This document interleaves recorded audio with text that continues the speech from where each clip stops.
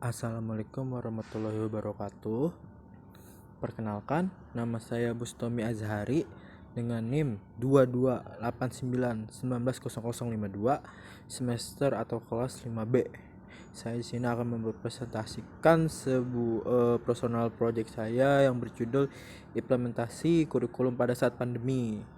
Ya, yang seperti kita ketahui bahwasanya pada zaman ini ada suatu bentuk memang kesedihan internasional bagaimana adanya suatu bentuk wabah yang memang terjadi ataupun memang menjangkit setiap orang yang ada di dunia seperti itu. Maka apa hal yang memang diperlukan sebagai solusi untuk bagaimana pemulihan pendidikan ini bisa terjadi seperti itu. Aku mulai saja. Yang pertama itu adalah latar belakang. Pandemi COVID-19 ini membawa dampak terhadap proses pembelajaran di sekolah. Selama proses pembelajaran yang dilangsungkan pada saat masa pandemi COVID-19, terdapat banyak persoalan yang dialami baik dari siswa, orang tua, dan guru ketika menjalani proses pembelajaran jarak jauh atau PJJ. Di antaranya, persoalan yang ada di mana guru mengalami kesulitan mengelola pembelajaran yang sifatnya jarak jauh ini dan cenderung fokus pada penuntasan kurikulum. Sedangkan dari sisi orang tua, tidak semua orang tua mampu mendampingi anaknya untuk melaksanakan pembelajaran jarak jauh dari rumah karena harus bekerja. Lalu ada pembelajaran merupakan proses yang terpenting dalam kegiatan pendidikan. Dalam kondisi pandemi seperti saat ini, pemerintah dituntut untuk terus memberikan pelayanan bagi peserta didik untuk terus melaksanakan proses pembelajaran dengan cara yang disesuaikan. Melalui Kementerian Pendidikan dan Kebudayaan, pemerintah menyusun kurikulum yang dikhususkan untuk diterapkan pada kondisi seperti saat ini. Ya, jadi memang ada suatu bentuk permasalahan ataupun memang problematika yang memang dia alami oleh guru ataupun memang dengan orang tua. Lalu bagaimana pemerintah hari ini turut untuk menyelesaikan suatu bentuk problematika ini untuk bagaimana menyusun suatu bentuk kurikulum yang memang dikhususkan pada saat kondisi seperti saat ini.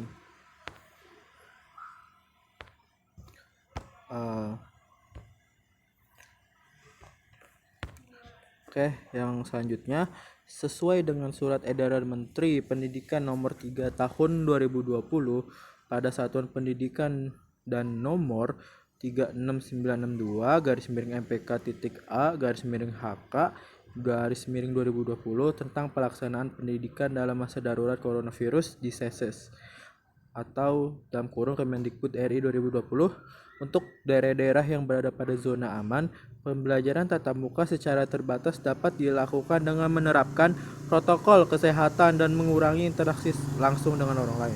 Ya, jadi untuk bagaimana ada suatu bentuk kebijakan yang memang dikeluarkan oleh Kemendikbud, bagaimana di daerah-daerah yang memang berzona aman, pembelajaran ini tetap ada suatu bentuk tatap muka, tapi hanya terbatas dan memang ada suatu bentuk protokol kesehatan yang memang harus dijalankan oleh setiap individu seperti itu. Lalu Kementerian Pendidikan dan Kebudayaan Kemendikbud menerbitkan Keputusan Menteri Pendidikan dan Kebudayaan Republik Indonesia Nomor 719/P/2020 tentang pedoman pelaksanaan kurikulum pada satuan pendidikan dalam kondisi khusus. Satuan pendidikan dan kondisi khusus dapat menggunakan kurikulum yang memang sesuai kondisi seperti yang tadi aku sebutkan. Lalu kurikulum darurat atau dalam kondisi khusus yang disiapkan oleh Kemendikbud merupakan penyederhanaan dari kurikulum nasional. Pada kurikulum tersebut dilakukan pengurangan kompetensi dasar dan untuk setiap mata pelajaran sehingga guru dan siswa dapat berfokus pada kompetensi esensial dan kompetensi prasyarat untuk kelanjutan pembelajaran di tingkat selanjutnya. Ya, jadi ternyata pada kurikulum darurat yang memang dikeluarkan oleh Kemendikbud ini ada satu bentuk penyederhanaan seperti itu dari bagaimana kurikulum nasional yang memang tidak sesuai dengan kondisi saat ini bisa dibilang. Bagaimana di situ ada satu bentuk pengurangan kompetensi dasar dan daripada setiap mata pelajaran yang memang dikhususkan untuk guru dan siswa dapat berfokus pada kompetensi esensialnya. Jadi kompetensi esensialnya ini memang difokuskan pada pemerintah memfokuskan kompetensi esensial ini dan kompetensi persyarat ini akhirnya untuk melanjutkan ke pembelajaran tingkat selanjutnya. Lalu di dalam kurikulum tersebut ada memang hal-hal yang memang harus diperhatikan. Yang pertama itu tentang asesmen. Bagaimana asesmen ini ada dua, yaitu asesmen non kognitif yang ditujukan untuk mengukur aspek psikologis dan kondisi emosional siswa seperti kesejahteraan psikologi dan sosial, emosi siswa, kesenangan siswa selama belajar dari rumah, serta kondisi keluarga siswa. Jadi memang secara strukturitas ini diperhitungkan oleh bagaimana pemerintah ataupun memang Kemdikbud ini bagaimana asesmen non kognitif ini dipakai akhirnya untuk mengukur bagaimana aspek psikologis ataupun memang emosional siswa dan kesejahteraan siswa yang memang kadang ketika misalkan kita secara online itu kan kita tidak kelihatan bagaimana kondisi psikologis dan emosional siswa, lalu bagaimana kesejahteraan siswa tersebut, lalu siswa tersebut itu ketika belajar di rumah ini apakah merasa senang dan bagaimana situasi ataupun memang kondisi keluarga si peserta didik ataupun siswa ini. Lalu selanjutnya ada asesmen kognitif yang ditujukan untuk menguji kemampuan dan capaian pembelajaran siswa. Nah, hasil asesmen digunakan sebagai dasar pemilihan strategis pembelajaran dan pemberian remedial atau pelajaran tambahan untuk peserta didik yang paling tertinggal. Jadi ada suatu bentuk asesmen yang dinamakan asesmen kognitif yang bagaimana dia fungsinya untuk menguji kemampuan dan pencapaian pembelajaran siswa.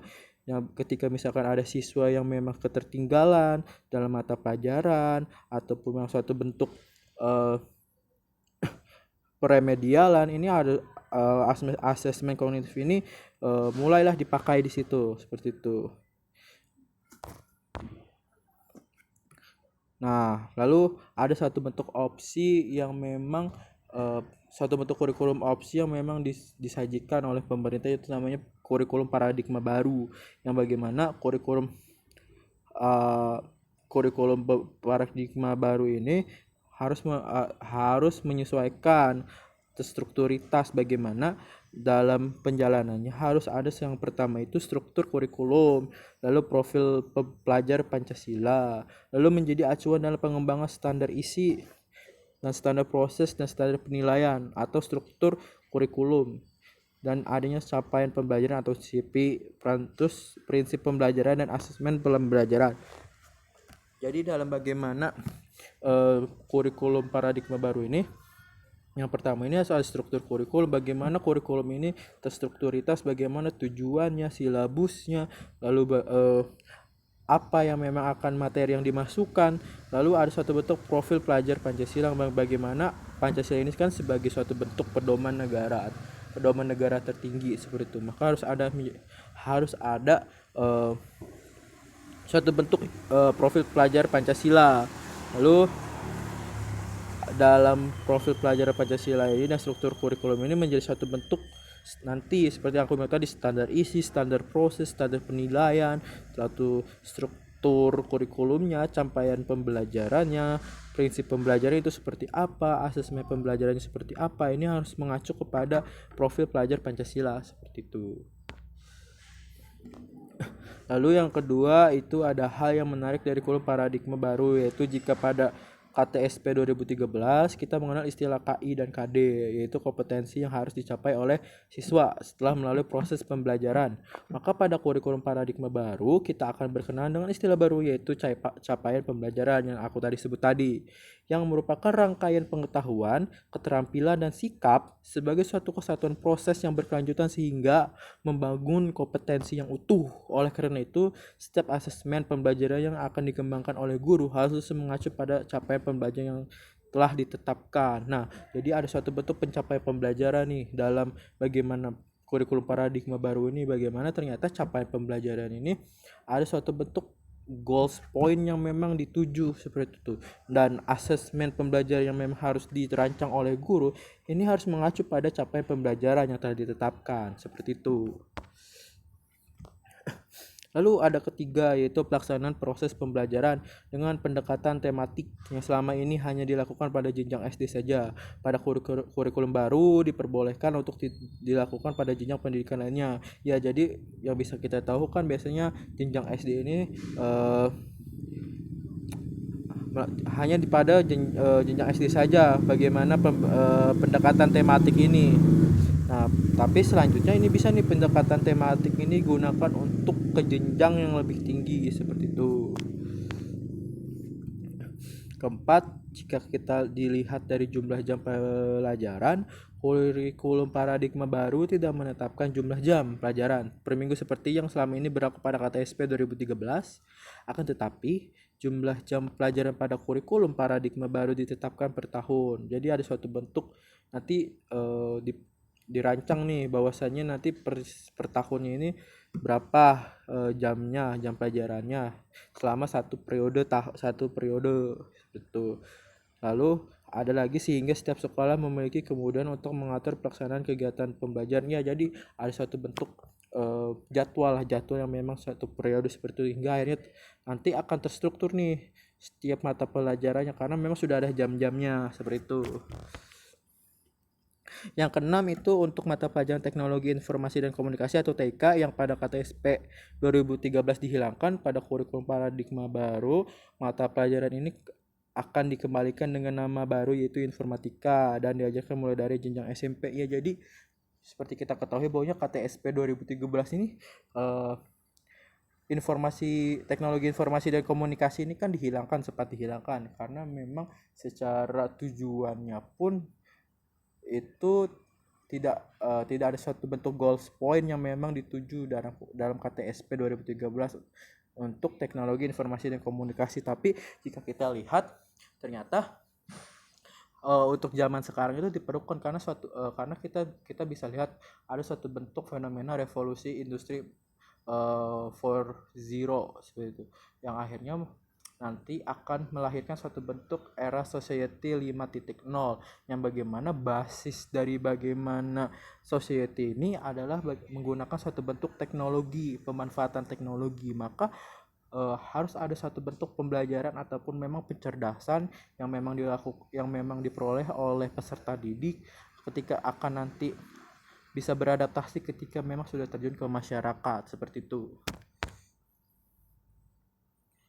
Ya, dari diriku seperti itu saja karena menurutku memang banyak sekali opsi-opsi kurikulum yang memang diberikan oleh Kemendikbud RI. Tapi yang harus kita bisa analisa adalah bagaimana si kurikulum ini apakah bisa menjadi suatu bentuk gebrakan baru bagaimana dalam dunia pendidikan.